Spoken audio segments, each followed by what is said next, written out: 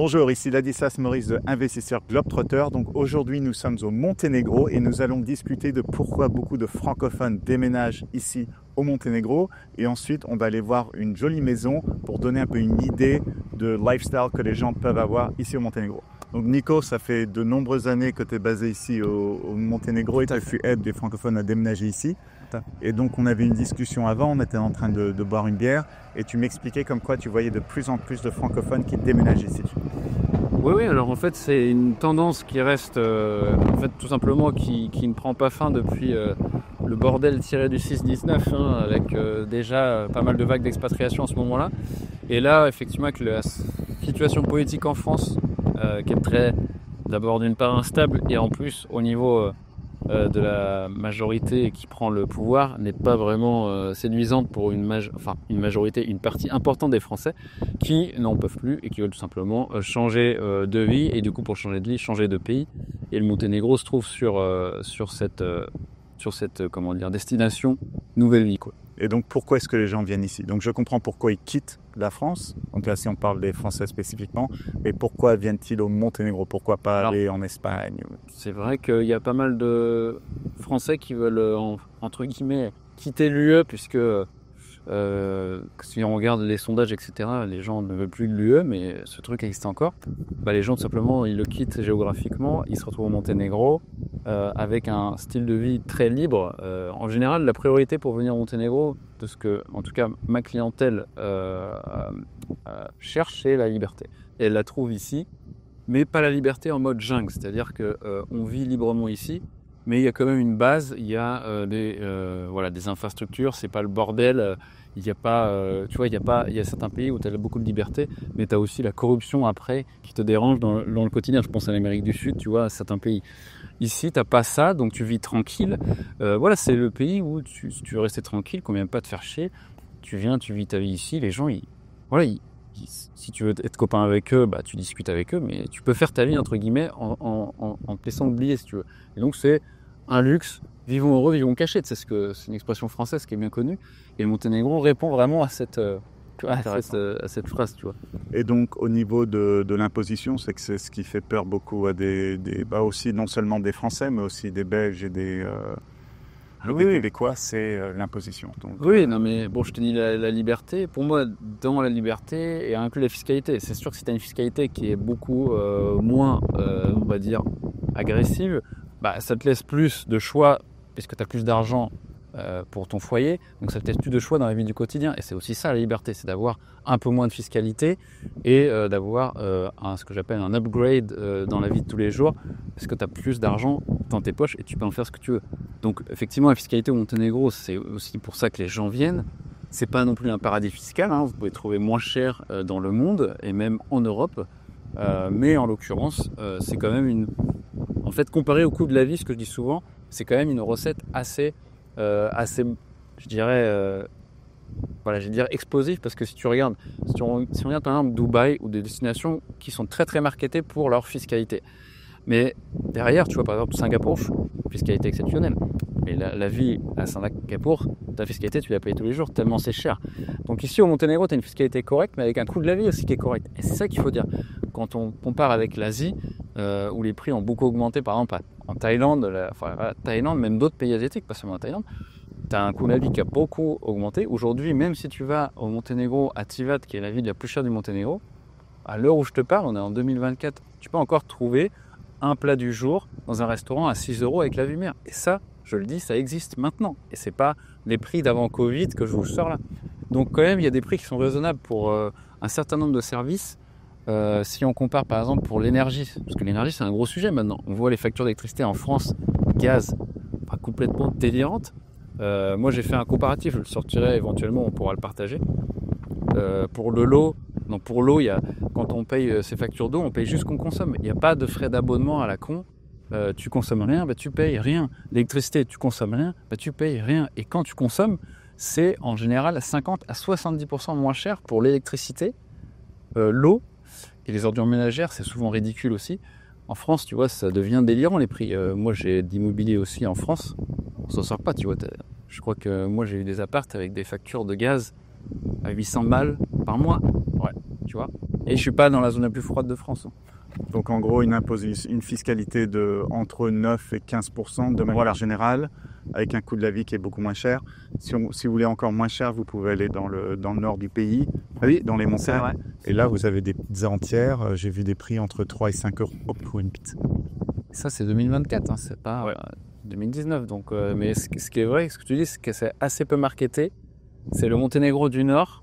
Donc pour ceux qui sont pas forcément fans de la mer, mais qui préfèrent les montagnes et peut-être un côté plus authentique, tout simplement, dans le Nord, les loyers sont encore moins chers, les plats au restaurant aussi, et puis les courses, etc. Donc là encore, on peut encore gagner, même à l'intérieur du pays. C'est un pays qui est très... il y a beaucoup de disparités, en fait. Ouais. On pourrait croire que tout se passe sur la côte et les prix, c'est ça, non.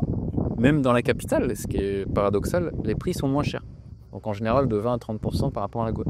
Donc, ce que je dis aux gens, bien sûr, il faut rechercher le style de vie qu'on aime, donc l'environnement qu'on aime, une certaine situation. Mais au niveau des prix, même à l'intérieur du pays, on peut quand même choisir. Et je ne te parle pas de la campagne. Tu es de la campagne, tu as des bleds comme Danilovgrad, juste à côté de la capitale, c'est à 20 minutes. Ils ont maintenant une nouvelle 4 voies, 2x2 voies toutes neuves. Ils ont des infrastructures, des développements, il y a des beaux ronds-points, etc. Et c'est la campagne, tu as des maisons à 150 000 balles avec 3000 m² de terrain, à des arbres fruitiers. Écoute, c'est aussi quelque chose qui existe, il faut le savoir. C'est pas que la côte, quoi. Donc là, aujourd'hui, on est sur la côte, effectivement. Ok, donc parle-nous vite fait de cet endroit, de la région ici où on est, et après on va aller voir la maison. Alors ici, on est à Krimovica. Donc Krimovica, c'est juste avant Budva. Donc si vous prenez Google Maps, c'est très facile. Vous avez un grand virage, notamment la plage Jazz Beach, qui est très connue ici. Donc c'est juste avant, en fait. Et puis, c'est une côte accidentée avec plusieurs plages qui rythment un petit peu l'environnement ici. Beaucoup de maisons ici, peu d'appartements dans cet endroit-là. Et voilà, c'est, on va dire, un des meilleurs endroits sur ce que j'appelle la côte ouverte, c'est-à-dire la vue mer ouverte, puisqu'il y a la vue aussi baie dans la baie de Kotor. Mais ici, c'est une vue, vous voyez, très ouverte sur l'Adriatique. Et donc, c'est un des endroits les plus cotés, tout simplement. Et on va visiter une maison avec la Dislas tout de suite. Donc, avec des Français qui sont propriétaires de cette maison. Juste, nous ont permis gentiment de la visiter. Elle n'est pas à vendre, mais on nous l'a fait visiter ensemble, quoi. Ok, très bien. Allons, c'est parti. Belle maison. Belle maison qu'on va visiter tout de suite. Je vais vous en parler un petit peu plus. Donc là, elle n'est pas en vente. Donc c'est pas une maison en vente, mais si on voudrait parler d'un prix de vente, là ici on a 200 m², donc ça serait une maison qui pourrait être en vente à 600 000 euros. Parce qu'il n'y a pas de travaux à faire, comme vous pouvez le voir. Les finitions sont nickel. Ce qui est à souligner pour le Monténégro, parce que c'est pas toujours le cas. Donc 3 chambres, 2 salles de bain et un bureau. Voilà. Donc éventuellement, si le bureau on le convertit, ça pourrait être 4 chambres par exemple pour une grande famille. Après, il y a aussi les histoires, pour ceux qui veulent aussi chercher des biens à louer au Monténégro. Ça peut être aussi des locations de grandes propriétés comme ça. Et donc, à louer en colocation, j'ai des entrepreneurs qui font ça des fois. Ce qui leur permet de ne pas vivre en appartement, mais d'avoir des super biens immobiliers à vivre. Et c'est pas mal non plus. Donc, ça pourrait être une maison. Une maison comme ça pourrait se louer entre 2400 et 3000 euros par mois. Sur les prix actuels, c'est ce qui se fait. Pour de la location à l'année, j'entends. Donc, un rendement brut d'à peu près, de 6% à peu près. Voilà, c'est ça. Ok. Donc, les gens qui veulent un plan B, par exemple, ils peuvent acheter une maison. Ils ont leur maison, ils la louent. Ils peuvent mettre une clause dans le contrat, comme quoi, si le propriétaire veut revenir, exact. Il peut s'installer. Exactement. Et d'ailleurs, ça, c'est ce qu'ils font. Parfois, les propriétaires, en fait, ils mettent aussi un loyer un peu plus attractif en disant aux locataires, vous pouvez partir, entre guillemets, un peu du jour au lendemain, parce que moi, j'ai besoin de reprendre la maison. Ouais. Du coup, ça fait baisser le loyer. Et voilà, on trouve des deals comme ça, des fois, qui sont pas mal. Il faut être prêt à bouger, évidemment. Donc, le jardin est assez grand, 1400 m² ici, donc c'est quand même une belle propriété. Et donc, au niveau des écoles, tu me demandais tout à l'heure. Ouais. Donc, il y a une école internationale donc entre Tivat et Budva, parce que là, on n'est pas vraiment à Budva, on est juste avant. Ouais. Donc, l'école internationale, elle est à 20 minutes en voiture. Évidemment, hors tourisme, mais ça bouchonne en gros pendant les 2 mois. En fait, c'est là où tu n'as pas besoin de l'école, donc ça tombe bien. Et après, voilà. Et c'est combien l'année, une école comme ça ? C'est que ça, c'est une école rue, mais en anglais. Exactement. En fait, il y a 3-4 ans, elle était à 5 000 euros, 5-6 000 euros par an. ça a bien augmenté, mais il y a de la demande aussi. Et maintenant, ils sont à 10 000 euros l'année. Donc, à 10 000 euros l'année, ouais. C'est quand même pas donné. Et les autres options, c'est qu'en fait, ce qu'il faut savoir au Monténégro, légalement, quand on est résident, on est obligé d'envoyer son enfant à l'école. Oui. Par contre, ok, bon, ça, c'est pas du conseil d'immigration, du conseil de quoi que ce soit. Absolument. Ce qui se passe en réalité, c'est que si vous êtes résident, si vous êtes étranger, que vous vivez au Monténégro avec une carte de résidence, on vous embête pas trop. On vous embête pas trop. Donc il y a pas mal de gens en fait qui habitent au Monténégro et qui font l'école à la maison pour leurs enfants tout simplement, donc à distance. Et il y a une école russe, et puis on est tout près de Budva. Budva c'est à 20 minutes aussi, et une école en russe. Budva beaucoup plus près. Là de Budva, on est à 10 minutes à tout casser. Effectivement, il y a une école russe à Budva et voilà, c'est. J'ai pas les prix par contre sur celle-là de tête, mais voilà, si vous avez des renseignements, il n'y a pas de souci, vous nous contactez. Donc, si vous voulez que vos enfants apprennent le russe, il y a une option. Les écoles du coin, monténégrines, non? Si je parle des écoles publiques, bon, ça fait pas des bolides, on va dire. Je parle des élèves, mais voilà, c'est des écoles aussi où il n'y a pas non plus. Là, c'est pas la propagande qu'on a en France non plus pour apprendre à deux enfants à se faire un bisou, quoi. Donc, si tu veux. T'apprends pas trop saloperie, mais t'apprends pas non plus des trucs géniaux non plus, tu vois ce que je veux dire. Donc, on va dire si ton enfant, tu peux pas. Soit faut complémenter avec des spécialités, mais par contre, voilà, t'as dans des cursus, si tu veux voir un peu plus loin. Par exemple, si tu veux envoyer ton enfant faire école de médecine, après tu vas sur d'autres villes, par exemple à Belgrade. Ouais. Aussi à Ljubljana, il y a beaucoup d'universités. Donc sur le côté universitaire, derrière, ça suit quand même, si tu veux. Voilà, mais il faut pas se projeter avec les écoles publiques en disant ça va être fantastique, mon enfant va être super fort à l'école et voilà, c'est pas très, on va dire, au standard. Pour moi, l'école publique, je parle. Okay. Attention, je parle de l'école publique. Donc là, bon, cette maison, c'est une des meilleures régions du Monténégro. C'est une belle maison, elle est grande, tout ça. Donc 600 000, c'est quand même un budget un peu élevé pour la plupart des gens. Ouais. Est-ce que tu pourrais trouver des solutions un peu moins chères, mais qui sont quand même confortables? Bah déjà, si les gens acceptent d'avoir un peu moins de terrain, parce que c'est vrai que c'est un peu particulier, 1400, c'est quand même un gros terrain à entretenir. On peut avoir des maisons, à 300 000 euros. Après, ça dépend si les gens sont prêts à mettre la main à la pâte ou juste avoir des biens qui sont un peu à l'ancienne, entre guillemets, tu vois, design des années 90 à l'intérieur. Et tu peux trouver des maisons à 200, 250 000 sur la côte, je parle. Ouais. On a moins cher pour les gens qui veulent vivre dans le nord. Attention, on a moins cher.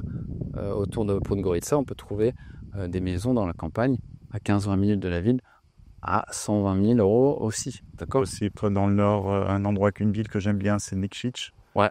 Les gens ici rigolent beaucoup de Nikšić, personnellement j'aime bien, mais en fait c'est tout près des parcs nationaux, des pistes de ski, il y a plein de randonnées à faire, il n'y a aucun étranger, il y a du rafting, c'est tout près de la Bosnie, donc c'est intéressant aussi. Et là-bas les maisons sont vraiment pas chères, on peut avoir un truc à peu près sympa pour 150-200 000. Complètement, et là on parle de minimum 3 chambres, carrément là. Avec un beau jardin, tout ça. Donc, complètement. Cool. Et donc qu'est-ce que tu dirais aux gens qui veulent venir ici, qui veulent s'installer?